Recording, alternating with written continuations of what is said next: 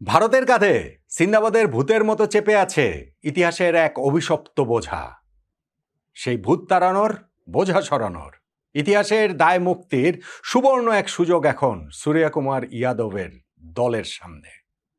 রোববার টি-20 বিশ্বকাপ ফাইনালে আহমেদাবাদে নিউজিল্যান্ডকে তাদের হারাতে হবে। ব্যাস, তাহলেই চলবে, তাহলেই সেই অভিশাপ থেকে তাদের মুক্তি মিলবে। যদি তা না হয়, আরও একটা ফাইনালে, আহমেদাবাদের আরও একটা ফাইনালে যদি ভারত হেরে যায়, তাহলে এই অভিশাপ থেকে সহসা মুক্তির কোনো পথ কি রয়েছে?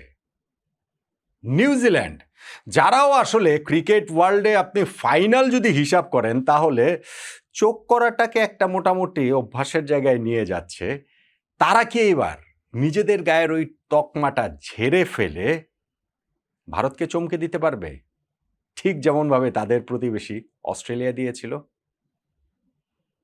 আলোচনার বিষয় আহমেদাবাদ, ভারতীয় ক্রিকেটের নতুন হোম অফ ক্রিকেট বলতে পারেন, আতুরঘর বলতে পারেন, যেইটাকে সবচেয়ে বেশি পোর্ট্রে করা হচ্ছে সেইটাকে বলতে পারেন। এর নানান রাজনৈতিক ব্যাপার স্যাপার রয়েছে। আহমেদাবাদ হচ্ছে গিয়ে ভারতের বর্তমান প্রধানমন্ত্রী নরেন্দ্র মোদীর তার শহর, সেই গুজরাটের আহমেদাবাদ। স্টেডিয়ামের নামটা তো স্বয়ং নরেন্দ্র মোদীর নামেই স্টেডিয়াম, ফলে এইখানটাতে যে স্টেডিয়ামটা তারা তৈরি করেছে 1,32,000 ধারণ ক্ষমতা সম্পন্ন ভারতের সবচেয়ে বড় স্টেডিয়াম তারা তৈরি করেছে। এই জায়গাটাতেই তারা ফোকাস করতে চাইছে যে কোনো বড় টুর্নামেন্ট, বড় ম্যাচ, ফাইনাল আহমেদাবাদের এই স্টেডিয়ামটাতেই হবে। হয়েছিল তো 2023 সালের ওয়ানডে বিশ্বকাপের ফাইনালটাও। সেইটা কি ট্র্যাজেডিতে শেষ দিকে রূপ নেয়? ওই ট্র্যাজেডি আসলে ভারতীয় ক্রিকেটের পক্ষে ভোলাটা সম্ভব নয়। ওয়ানডে ওয়ার্ল্ড কাপে দাপটের সঙ্গে খেলে তারা ফাইনালে উঠে গিয়েছিল, এবং সেই ফাইনালটাও ছিল এমন যে কেবলমাত্র ভারত খেলবে এবং শিরোপাটা জিতবে, প্রতিপক্ষ যেই হোক না কেন ভারতকে ঠেকানোর কোনো উপায় নেই। অথচ অস্ট্রেলিয়া সেদিন ভারতকে হতভম্ব করে দিয়ে শিরোপাটা জিতে নিয়েছিল। এই আহমেদাবাদের নরেন্দ্র মোদী স্টেডিয়ামের ভেতরে থাকা 1,30,000 দর্শক এবং সারা দেশের ভারতের মোটামুটি 150 কোটি যে ক্রিকেট দর্শক রয়েছে, সবাইকে একেবারে স্তব্ধ করে দিয়েছিল অস্ট্রেলিয়ার সেই দলটি।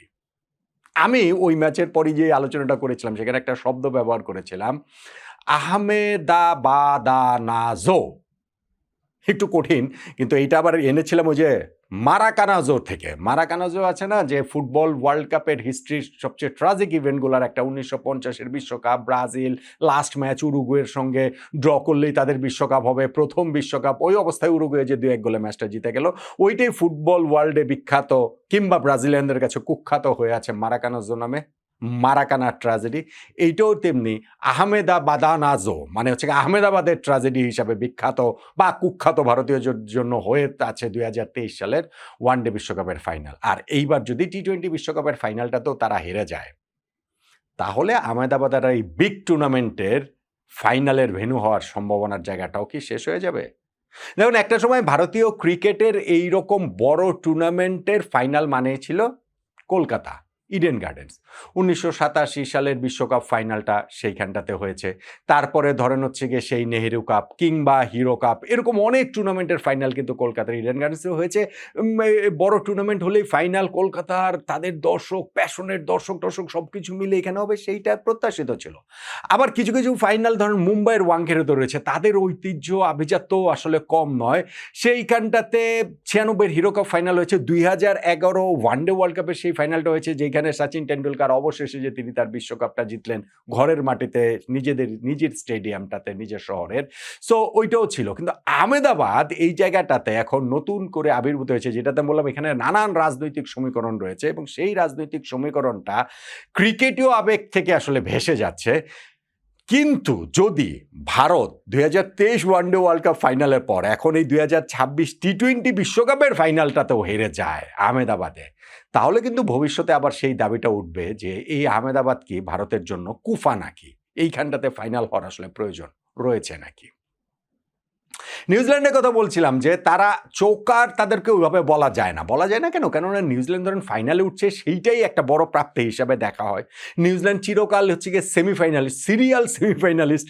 সেমিফাইনালের দল নিউজিল্যান্ড যখন ফাইনালে এখন রেগুলার উঠছে সেইটা ওই ফাইনাল হেরে গেলেও তারা যে চোখ করছে ওইরকম কিন্তু আলোচনা আপনি খুব একটা শুনবেন না। অথচ নিউজিল্যান্ড 2015 ওয়ানডে ওয়ার্ল্ড কাপের ফাইনালে উঠে হেরেছে, 2019 ওয়ানডে ওয়ার্ল্ড কাপের ফাইনালে উঠে তারা হেরেছে, খুবই ট্রাজিকভাবে হেরেছে ওই সুপার ওভার টোভার, সেটা ঠিক আছে, কিন্তু হেরেছে তো। আবার ধরেন হচ্ছে গিয়ে 2025 গত বছরের যে চ্যাম্পিয়ন্স ট্রফি সেই ফাইনালে উঠেও তারা হেরেছে। তাহলে এখন যখন আরো একটা ফাইনালে তারা উঠলো, এই ফাইনালটাতেও যদি হেরে যায়, নিউজিল্যান্ডকে কি আপনি চোকার্স বলবেন? বলবেন না, কিন্তু আমিও বলবো না, কেউই মোটামুটি বলবো না। কিন্তু সাউথ আফ্রিকায় যে সেমিফাইনালে হেরে গেছে তাদেরকে চোকার্স বলছি। সাউথ আফ্রিকা ফাইনালে উঠে হারলো তাদেরকেও চোকার্স বলতো, কেননা সাউথ আফ্রিকার ক্রিকেট তাদের কাছে এক্সপেকটেশন বা তাদের যে জল থাকে সেই হিসাবে তাদের ওরকম, আর বিভিন্ন চোখ করা তাদের ইতিহাস তো অনেক সুপ্রাচীন, বহুবিদিত, সো সেই কারণে তাদেরকে ওইটা বলা হয়। নিউজিল্যান্ডের ক্ষেত্রে সেটা বলা হয় না। ভারতের যে সুবিধার জায়গাটা সেটা হচ্ছে কি আপনার ধরেন এই নিউজিল্যান্ডের বিপক্ষে, যে বলছিলাম গত বছরই চ্যাম্পিয়ন্স ট্রফির ফাইনালটাতে তারা শিরোপা জিতেছিল নিউজিল্যান্ডকে হারিয়ে। নিউজিল্যান্ডের নিজেদের হার তো রয়েছে, ভারতের সেই জয়টাও রয়েছে। এই ওয়ার্ল্ড কাপের ঠিক আগে আগে ভারত আর নিউজিল্যান্ড একটা 5 ম্যাচের টি-20 সিরিজ খেলছে, প্রস্তুতির চূড়ান্ত ধাপ হিসেবে, যেখানে ভারত 4-1 ব্যবধানে জিতে নিয়েছে। আর ভারতের ওই 2023 ওয়ানডে ওয়ার্ল্ড কাপের পর যদি ধরেন 2024 টি-20 ওয়ার্ল্ড কাপের শিরোপা তো তারা জিতেছে, 2025 সালে তারা চ্যাম্পিয়ন্স ট্রফিতে জিতেছে, ওই বছর তারা এশিয়া কাপও জিতেছে। ফলে এই ভারত যে ফাইনালে উঠলেই হারবে বিষয়টা ওরকম না, বা ফাইনালে উঠে তারা পারে না বিষয়টা সেরকম না। আহমেদাবাদের ওই ফাইনালটা যেহেতু ছিল ঘরের মাটিতে, এবং আমি যেই হচ্ছে গিয়ে এই মাঝখানে 3টা টুর্নামেন্টের কথা বললাম, 2024 টি-20 ওয়ার্ল্ড কাপ সেটা ওয়েস্ট ইন্ডিজে ছিল ফাইনাল, 2025 চ্যাম্পিয়ন্স ট্রফি কিংবা হচ্ছে গিয়ে এশিয়া কাপ সেগুলো ছিল দুবাইতে। ফলে এটা ভারতের নিজেদের মাটিতে আহমেদাবাদে যখন খেলা হচ্ছে, তখন ভারতীয় সমর্থকদের মনে ওই কুডাকটা ডাকলেও ডাকতে পারে যে আহমেদাবাদে কি আমরা আসলে জিততে পারবো, আসলে কি ওইটা হবে। কিন্তু ভারতের এইটা যদি এই জুজুটা যদি তাড়াতে না পারে, সেই ক্ষেত্রে ভবিষ্যতে ভারতের এই যে নানান রাজনৈতিক সমীকরণ রয়েছে, সেই সমীকরণের হিসাব মিলিয়েও আহমেদাবাদে আবার ফাইনাল হওয়াটা জটিল হয়ে পড়বে, কঠিন হয়ে পড়বে। ফাইনালের আগে বাদ পড়ে গেলে হয়তো বা এই আলোচনা হতো না, আহমেদাবাদের তর থেকে তারা বাদ পড়ছে না, কিন্তু যেহেতু ফাইনালটা আহমেদাবাদে, সেই আলোচনার জায়গাটা আসলে তৈরি হতে পারে। আমার কাছে যেটা মনে হয় যে না, ঠিক আছে, যে স্পোর্টিং হিস্ট্রিতে তো এরকম ঘটনা, এরকম ট্র্যাজিক ঘটনা ঘটে যে না সেটা না। ফুটবলে আমি বললাম ব্রাজিলের সঙ্গে ঘটেছে, ব্রাজিলের সঙ্গে 2014 ওয়ার্ল্ড কাপেও ঘটেছে, মিনেইরাজও, যেখানটাতে তারা সেমিফাইনালে ওই যে 7-1 গোলে হেরে গিয়েছিল কার কাছে জানি, ওই জার্মানির কাছে। সো ঠিক আছে, ওইসব ঘটনা ঘটে, কিন্তু ক্রিকেটে যদি পরপর 2বার একই ঘটনা একই স্টেডিয়ামে ঘটে, একই স্থানে নাকি 2বার বজ্রপাত হয় না, সো একই ঘটনা আহমেদাবাদে যদি 2টা ফাইনালে পরপর ভারতের জন্য হয়, সেই ট্র্যাজেডিটা বহন করা ভারতীয় ক্রিকেটের জন্য আসলে ভীষণ ভীষণ কঠিনই হবে। এবং সেইটার মূল্য চুকিয়ে হয়তো বা ভবিষ্যতে আহমেদাবাদের এই নরেন্দ্র মোদী স্টেডিয়ামে আর কোনো বিগ ইভেন্টের ফাইনাল ভারত আয়োজন করতে পারবে না, রাজনৈতিক হিসাব নিকাশ সত্ত্বেও ভারতীয় ক্রিকেট সমর্থকদের এই একটা চাপের কারণে।